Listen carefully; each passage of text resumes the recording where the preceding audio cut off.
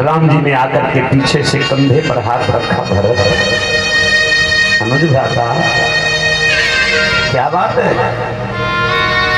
राज सिंहासन पर बैठ गया मैं।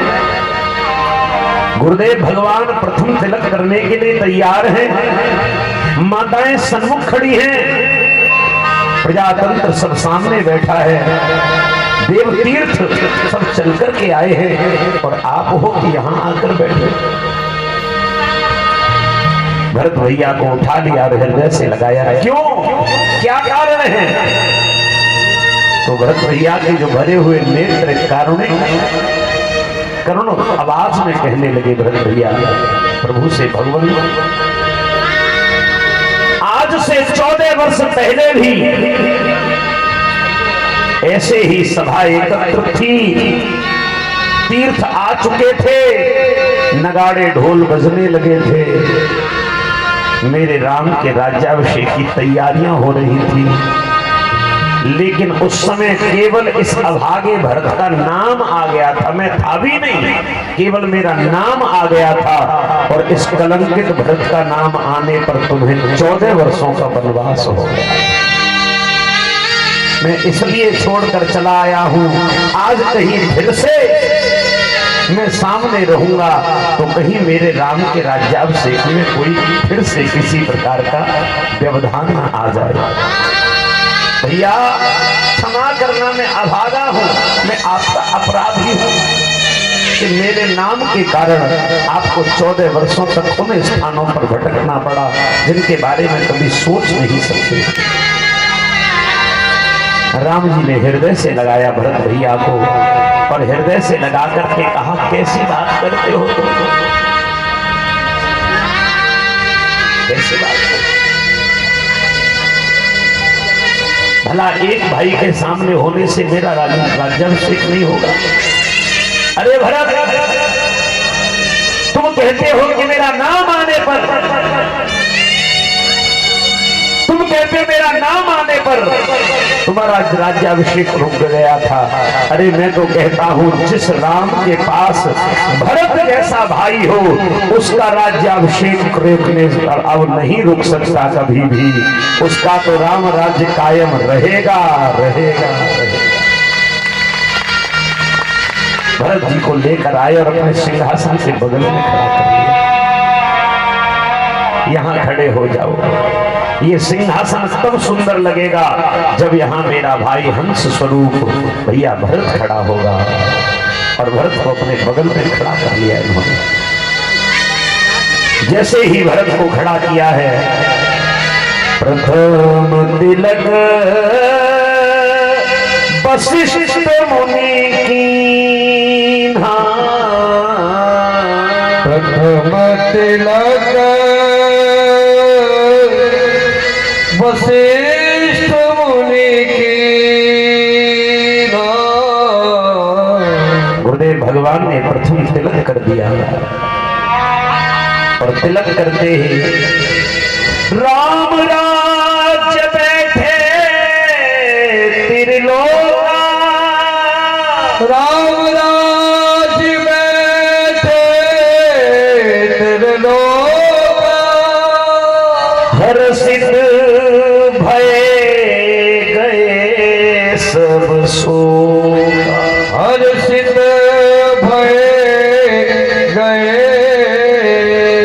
सब शोका। दैहिक दैविक बहुत दिखता था, राम राज्य का हुआ नहीं जाता। गुरुदेव भगवान ने तिलक किया, तीनों माताओं ने आकर के तिलक किया है। मंद मंद हवाएं चलने लगी, मानो स्पर्श कर रही प्रभु को कि हम भी प्रसन्न हैं। जल वृष्टि होने लगी, जल की वृष्टि होने लगी, राम का राज्याभिषेक होने वाला है। आज भी हमारे राम का राज्याभिषेक कथा में हुआ है और आज ठीक सवेरे 5 बजे जल वृष्टि हुई थी कि नहीं? मैं स्नान कर रहा था उस समय, देखा तो बाहर जल वृष्टि हो रही है ठीक 5 बजे सवेरे। और उसी समय मेरे मन में भाव आया, आज हमारे प्रभु श्री राघवेंद्र सरकार का राज्याभिषेक है। देवी देवता चल कर के आए, सब दिशाएं चल कर के आई हैं। राम जी का राज्याभिषेक हुआ। इसके उपरांत राम जी बड़े आनंद से रहते हैं। तदुपरांत बंधुओं, यहाँ एक चौपाई आई है, अनुजन संयुक्त भोजन करही देख सकल जननी सुख भरे। पूरा परिवार एक साथ बैठकर के भोजन करता है और सभी आनंद मनाते हैं। भगवान शंकर कहते हैं, पार्वती, जो भगवान प्रभु श्री राम की इस पावन कथा को सुनता है उसका जीवन मंगल ही मंगल से भरपूर हो जाता है।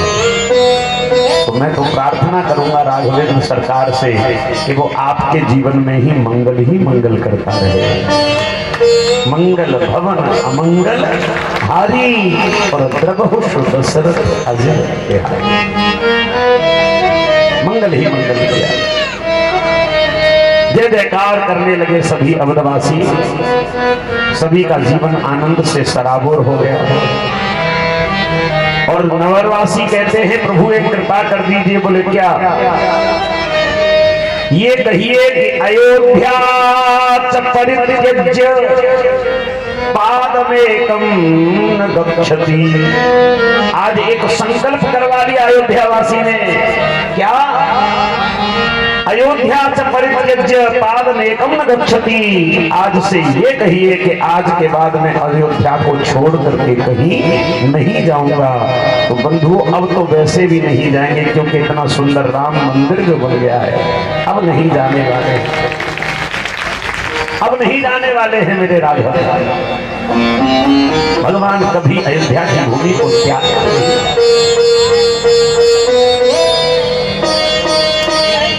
हम सबके राम हैं। एक नाम बोलते ही 7 पीढ़ी तर जाए। एक बार राम का वो नाम बोल दीजिए। राम की धरा पर बेखौफ होकर के जिंदाबाद राम जी का नाम बोल दीजिए। त्याग समर्पण इतना सहेगा कौन? राम ने जो सहा वो पैगाम बोल दीजिए और सारी दुनिया प्यारे जोर से बोलती है। आप भी एक बार जय श्री राम बोल दीजिए। बोलो जय श्री राम। मैंने कहा था ऐसे मत बोला करो जय श्री राम। ऐसे वालों ने ही तो दुष्टों ने मंदिर नहीं बनने दिया था, ऐसे वालों ने। इसलिए जय श्री राम बोलो, जय श्री राम।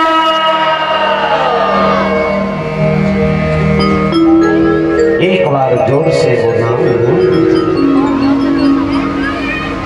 आज प्रभु हनुमान जी चरणों में आकर के बैठ गए और हनुमान जी ने फिर पुनः वही पंक्ति दोहराई। मौसम कौन प्रभु बड़ भागी। मेरे समान कौन बड़ भागी है प्रभु? आपने बड़ी कृपा कर दी मेरे ऊपर। भगवान ने यहाँ पुनः अपनी प्रजा को एक बार ज्ञान उपदेश किया है और ज्ञान उपदेश देकर के कहा, हम सबको ईश्वर का चिंतन करना चाहिए, मनन करना चाहिए, अपने गृह कार्यों में मस्त रहना चाहिए, चुगली, बुराई, निंदा, कपट, झूठ के सबको त्याग देना चाहिए। ऐसा उपदेश प्रभु श्री राम ने किया है। और अंत में बंधुओं जो श्लोक आता है, श्री राम चरितमानसमिदं भक्त्या वगाहन्ति संसार पतंग घोर किरणैर्दलिहन्ति नो मानव। बड़ा सुंदर वर्णन किया है। राम जी के पावन चरित्र को सुनते हुए हम सभी अपने आप को कृतार्थ करें, अपने आप को धन्य करें। इसके उपरांत बंधुओं, मैंने कल कहा था आपसे, कल मैंने एक बहुत अच्छी बात कही थी, शायद आप विस्मृत हो गए हो, कि जो लोग 8 दिन नहीं आए, 9 दिन, 8 दिन पिछले, वो अगर 9वें दिन आएंगे तो पूरी कथा सुनने का लाभ मिलेगा। तो आज कुछ संख्या 8 दिनों से ज्यादा लग रही है। और सुनो, आज तब भी कम है, संख्या देखनी हो तो फिर कल आना, कल आना। अच्छा, मैं तो नहीं देख पाऊंगा, इसका मतलब ये नहीं कि मैं दुनिया में नहीं रहूंगा, तुम्हारे बीच नहीं रहूंगा बस। क्योंकि कल प्रस्थान करना है गोरखपुर के लिए, परसों से गोरखपुर में कथा है। तो बहुत अच्छी बात है, कम से कम ठाकुर जी के प्रसाद में ही आप शामिल हो जाएं। तो एक बार पुनः यहाँ पुराण की पुनरावृत्ति करके बता दी जाए। श्यावर रामचंद्र भगवान के जय। देखिए, मानस की जो रचना की है गोस्वामी तुलसीदास जी महाराज, पूरी मानस का सार मिल रहा है। अब आपको एक बार पूरी पुराण की पुनरावृत्ति सुनने को मिल रही है।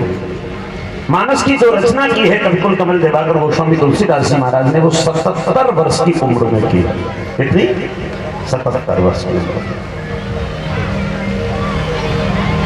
यहाँ जो 7 कांड हैं अभी उनका विश्लेषण किया जाएगा। रामचरितमानस में एक शब्द कई बार आया है, कौन सा? राम। ये राम शब्द जो रामचरितमानस में आया है वो 1443 बार आया है। कितना? 1443 बार राम, जगह जगह राम राम। सीता शब्द जो आया है वो 147 बार आया है। 147। वैदेही शब्द रामचरितमानस में 51 बार आया है और जानकी शब्द मानस में 69 बार आया है, 69।